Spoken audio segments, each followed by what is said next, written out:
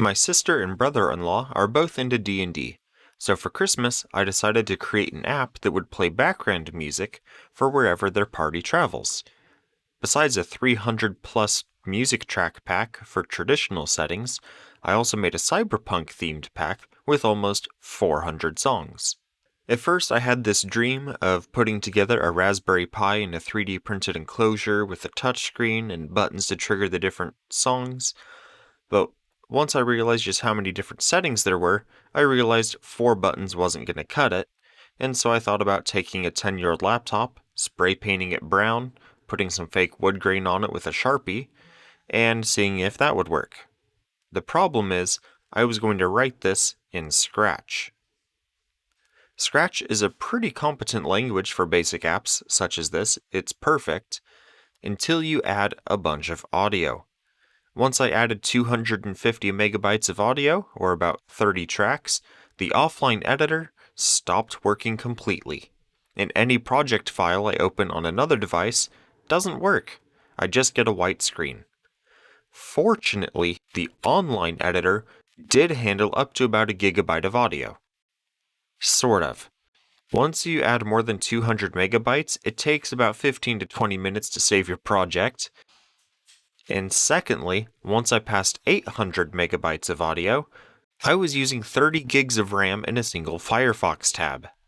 I had to cannibalize one of my servers to double my RAM, and got up to 48 gigs of RAM used, and at this point, Scratch stopped saving.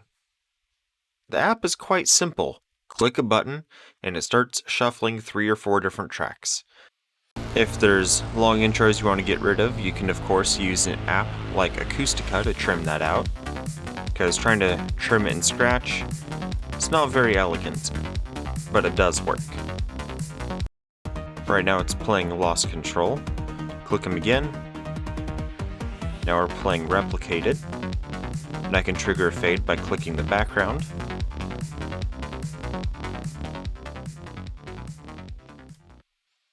This would have been a great solution if Scratch didn't have those limitations. But you know what else does a lot of this? Windows Media Player. So what I did is I sorted all of the different music files I had into different folders. We then take those folders, one at a time or all together, doesn't matter. We then go to Music, Playlists, paste the folder, drag it into Windows Media Player. You can rearrange them into any order you so choose. Personally, I'm intending for this to be used with Shuffle. Hit Save List.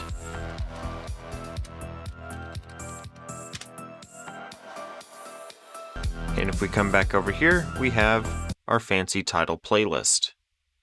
We can go ahead and clear that list. If we had another folder, we could go ahead and create that playlist and so on. But what's important to notice here is that if I go ahead and peek inside that playlist file, all it's doing is saying to look in that folder, in the same folder as the playlist, and then load a track with that name. So if I move this folder somewhere else, it's not going to work. But what you can do is copy your playlist, paste a shortcut, and then you can rename that shortcut. That definitely won't get confusing later on. Hit Properties and change icon.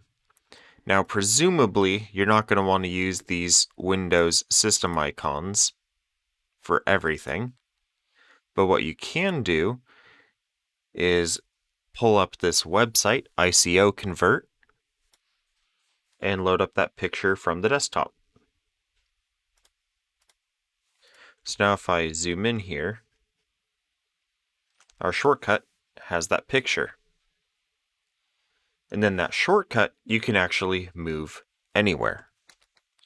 So now I can leave this here in my playlist folder or wherever else it was when I created the shortcut. And if I double click that shortcut, it will queue up that playlist. So by having a bunch of different shortcuts to different playlists in here, it's quite easy for whoever is running the campaign to double-click a pack and start shuffling a particular setting of music. Music is handled by Windows Media Player. Background ambience, like your 10-hour campfire loops off YouTube, is handled by VLC Media Player, and sound effects are handled by a Scratch app, since all the sounds are small enough to not crash the offline editor. Also, a fun performance boosting fact, you can convert a Scratch project into an HTML web page. So a very Merry Christmas to the Copper Fox Inn. Hope this helps you in your dragon slaying endeavors. Hopefully you learned something and you can use Scratch to make other simple apps for people that you know and love.